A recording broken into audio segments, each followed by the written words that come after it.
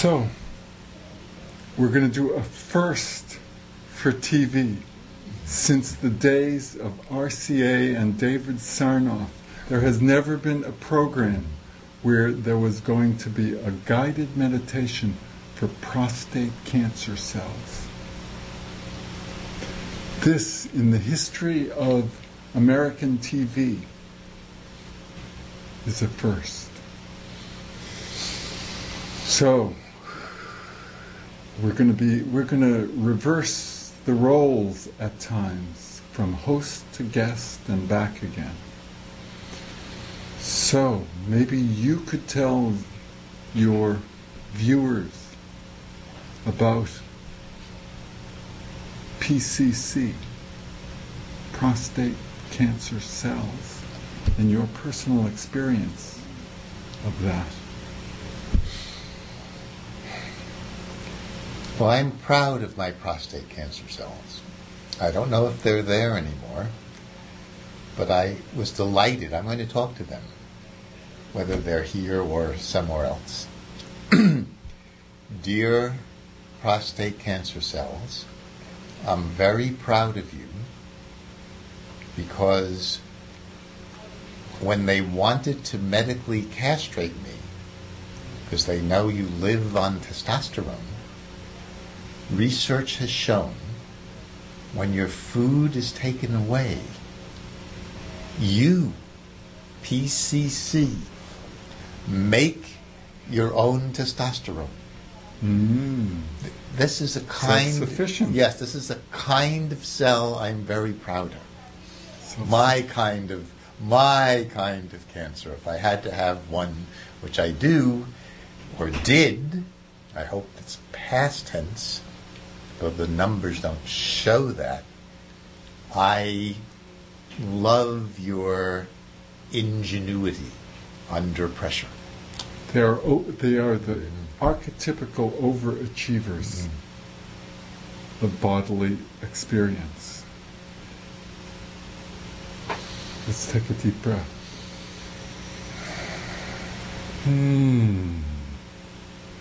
Because this is actually the first to make out of what is difficult information, to make it into a funny story, but not a funny, respectful story.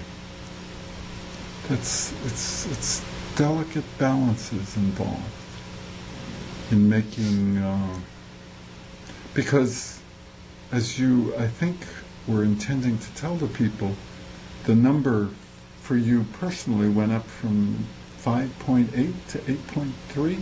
Yes. Is that PSA number. Yes. The PSA number within four months. So that's not good in Western allopathic terms. Yeah, I would like to not, as you would, might encourage me not to use the words good or bad, and just say it's alarming. It's alarming. Yes. It's challenging. It's an alarm. Challenging. Ding, ding, ding. Challenging because also what was powerful in the story, as I heard it at least, was that you were convinced internally that the numbers would be better, different. My inner voices. Different, lower. My guides kept saying 2, it's going to be 2. True, your yes. guides. Yeah. And I thought that was a little much. I'd say I'll take under 4 would be fine. And I was convinced. So that brings up an interesting question, is when do you trust your inner guide? For me, I have a sort of alter ego, Herbie Perlman. And he has an inner guide who's called Sensei. But my experience is at the most difficult times, the sort of what I call the suicidal semi-sapient times, when the darkness seems to be the only story and it doesn't seem like a funny story, then Sensei seems to disappear. And when I ask him about it, at other times when it's not so dark, often Sensei will say, at that point I can only and am witnessing you. wordlessly. And that's where the support lies, in the space and the sadness that I experience with you in your darkness. And I don't know if I find that a satisfactory answer or not, but it seems to be the answer I've gotten so far. Is there something similar for you because you got these test results just a couple of days ago, right? Friday. And you have a friend with whom, so you were able to view it with support, with a friend, right? In my doctor's office, who was also a friend. Oh, that's not, I didn't know that.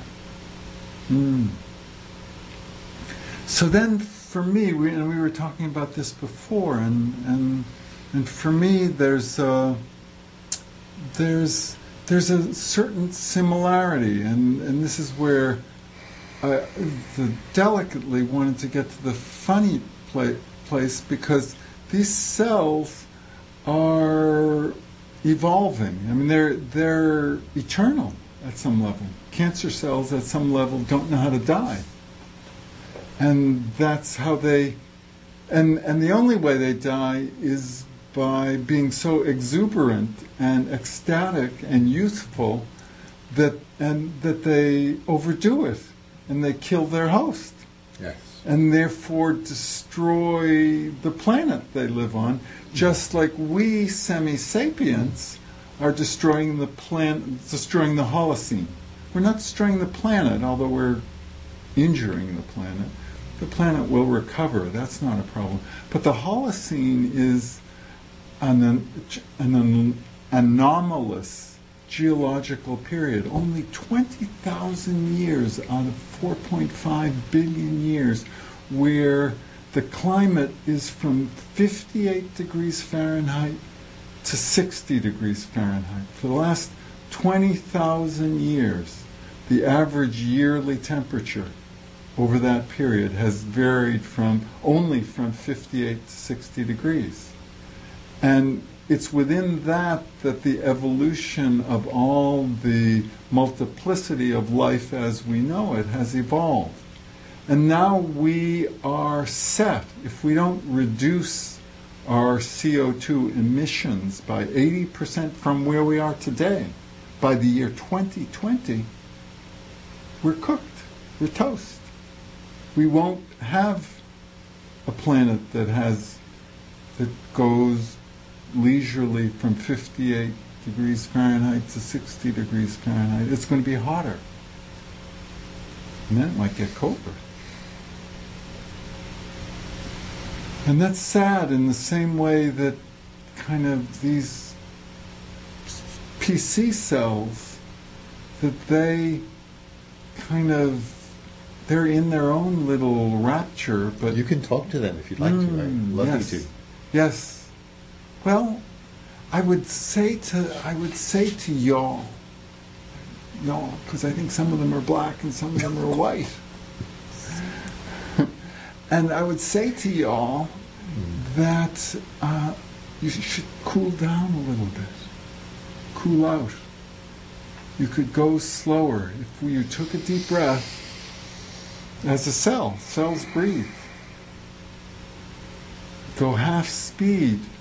You'd live twice as long. And if they are there, I hear them saying, or wherever they are, thank you, Neil.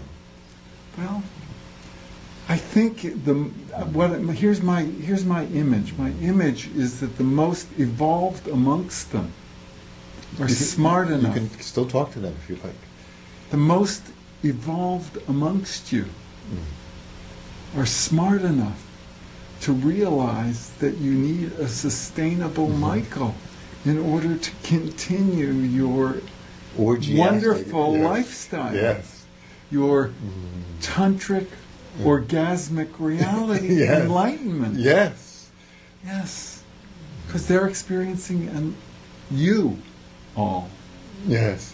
You cells. Yes. Are experiencing a nano version of enlightenment. Because? Tell us. I'll speak for them. Because you live in Eden. It's a perfect place Me, to live yes. forever, yes. Good choice. Perfect place to live forever. So why would you want to fuck that up? Oh, No, mess that up? Yeah, you can say that. I can? Yes. Oh, okay, but I won't. Okay. Because I'm too well bred. Very polite.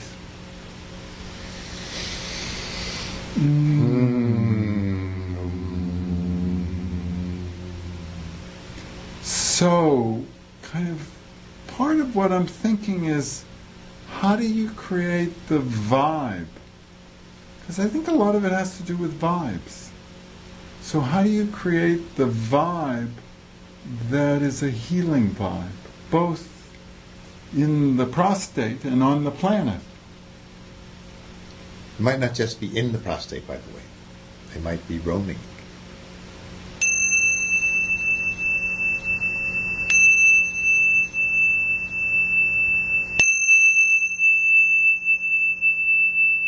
That was a lot. Yes.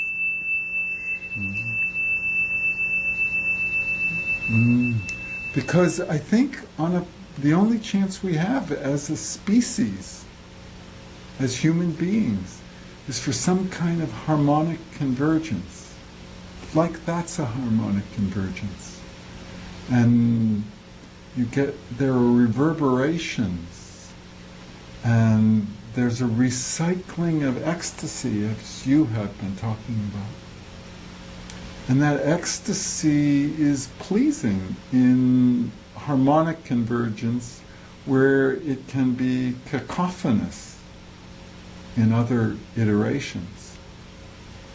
So, in some ways, I would say to you PC cells that I would wish for you a less cacophonous experience than you're now having inside Michael. And in a more cacophonous experience, you would be in balance with all kinds of other cells which kind of... You mean with a less cacophonous experience? Or a more? With a more cacophonous experience, you would be more in balance. Is cacophony, I thought, is an unpleasant sound, no? Yes, cacophony is non-harmonious. So wouldn't we want, I'll speak for them, don't we want to be in harmony with Michael? Yes. So you want to be less cacophonous. Less cacophonous, yes. Yes. And what that means is that they're actually in the body that have evolved over many years. Millions. There are checks and balances to you PC cells, and if you refuse to be bounded, that becomes a problem. Because it's actually, there's a sort of psychopathic, sociopathic experience that refuses to be bounded. It refuses to sort of be in relation with all the other cells and kinds of cells. Yes, a narcissism that I can identify. A nihilistic narcissism. Is if we are narcissistic, is it redundant to say we're nihilistic or not? No, it's paradoxical to say we're nihilistically narcissistic. Oh, because narcissism, I want to preserve me. I love myself, and nihilistic means I'm going to obliterate myself. Right, but in the love of myself, I obliterate because myself. I cut myself off. Mm-hmm. As the story goes, even from Echo, who loves me.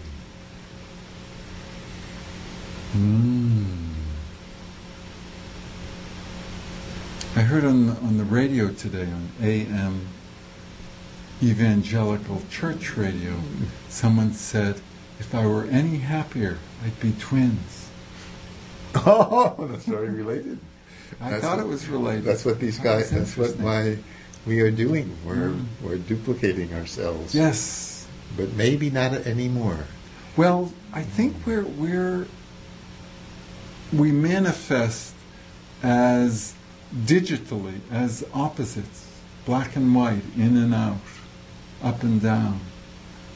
And that's one way to manifest. But our experience, I think, fundamentally, in the best part of our experience, is beyond, at least as I read the teachers that I'm interested in reading, like Sri Nisargadatta Maharaj or Ramana Maharshi, they say that the truth is beyond those opposites. It's something in the witnessing of the manifestation of opposites. That's how the world manifests. But the but for me is that what they say is things are happening exactly as they're supposed to. But I can't, for the life of me, feel that this destruction of the Holocene is what's supposed to happen. It just seems...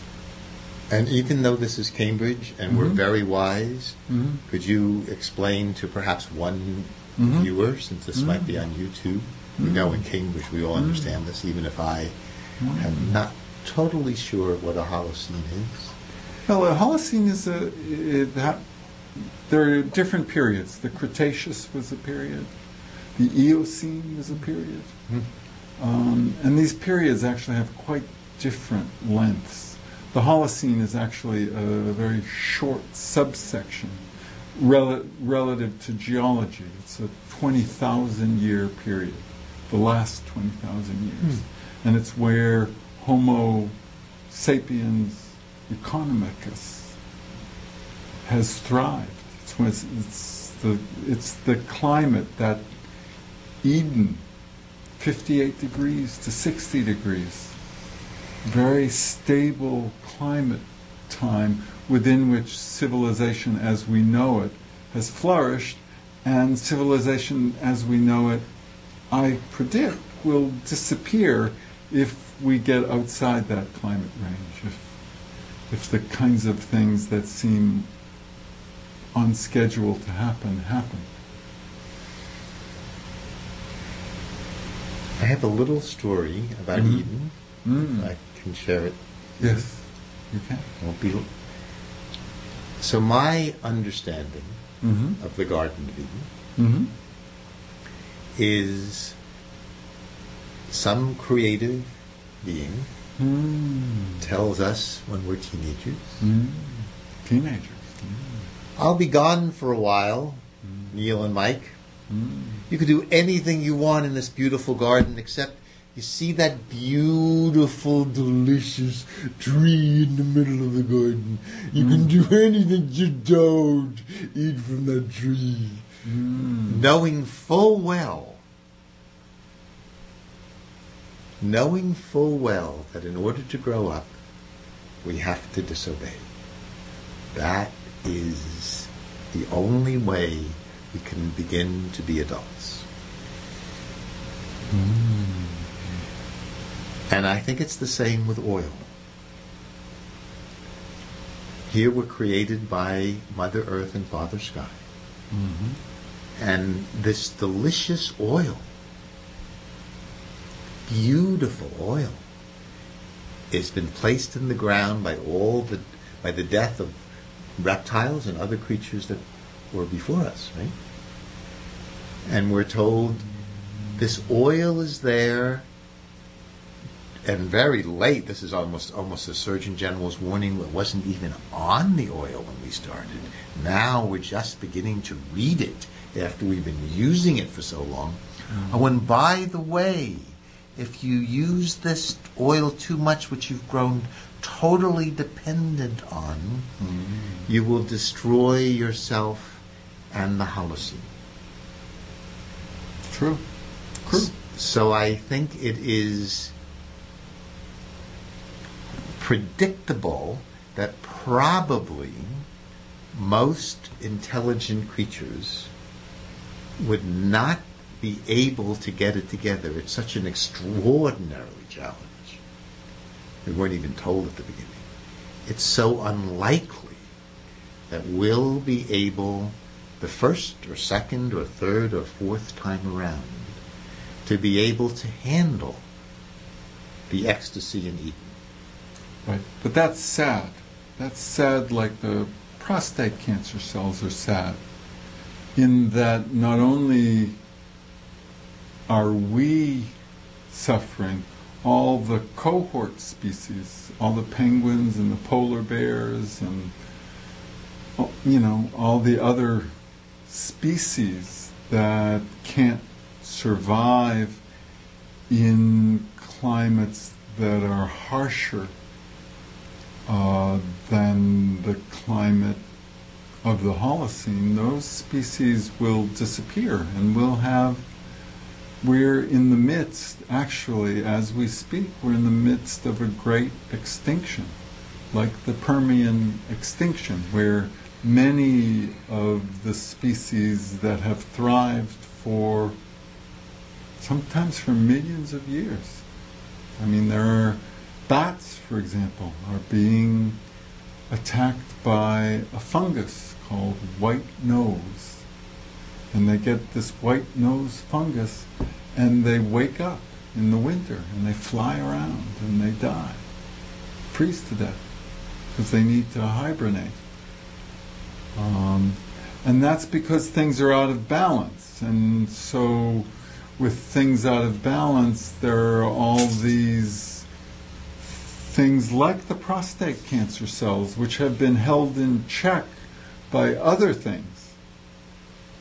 You know, so there are ants and beetles and pinyon pine bark beetles, which have always existed, but because we've imbalanced the homeostasis and the peristalsis of the planet itself, that things like the Gulf oil spill become metaphorically the straw that broke the camel's back, or the stroke. I mean, if you think of Gaia as a body, the Gulf oil spill is maybe a mini stroke that seriously injures. Still possible to recover almost full function after a mini stroke, but you have to do the rehabilitative work, and the rehabilitative work is not greenwashing things. It's not clean coal. It's not ethanol. It's not these kind of, you know, political realities, which in fact are quite insane. May I have the last 3.5 minutes? Yes, you may. Well, thank you. Yes, you may. Well,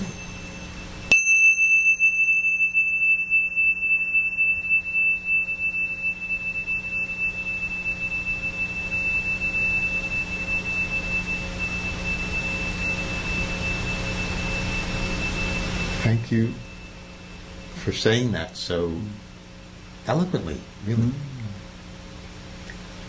It's easier to talk about the planet than myself, but thank you for the analogy. Mm. So I will start with the planet, and maybe a final word to my, what might remain and might not remain, any PC that is in me. Mm. For the planet, I think you and I, and maybe humanity, since we are humans, yes? Mm. Yes, definitely. We are given a choice, as the Garden of Eden says. Mm. And it's an extraordinarily challenging choice. The oil is in the ground. Mm. The tree of the knowledge of good and evil is there, and we have to eat of it in order to be adults. And whatever spirit created us knows that. And as you have eloquently articulated, but this is just a different perspective, as you would say, a different story about the same events. Mm. It's extraordinarily challenging to be able to handle the oil in the ground. As Carl Sagan, the astrophysicist, said, intelligible species on any planet will have the same challenge we have. And only the very rare and brave will be able to get it together enough to leave their planet in a healthy way and venture out into space. Most intelligent creatures on any planet will find again and again this is a challenge really worthy of us that we most probably won't get right the first time or the second time or the third time, as you and I know in our lives. As my friend Joel said, life is a relentless instructor. If we don't get the lesson the first time, we'll get it again and again and again. And there are stories that there were intelligent life on Atlantis that didn't get it right. I like to think we choose to be alive now. You and I said, okay, we're going to choose this extraordinarily challenge to be with the oil in Mother Earth and use it well. And we will do it with people like you who are so articulate. We will eventually get it right.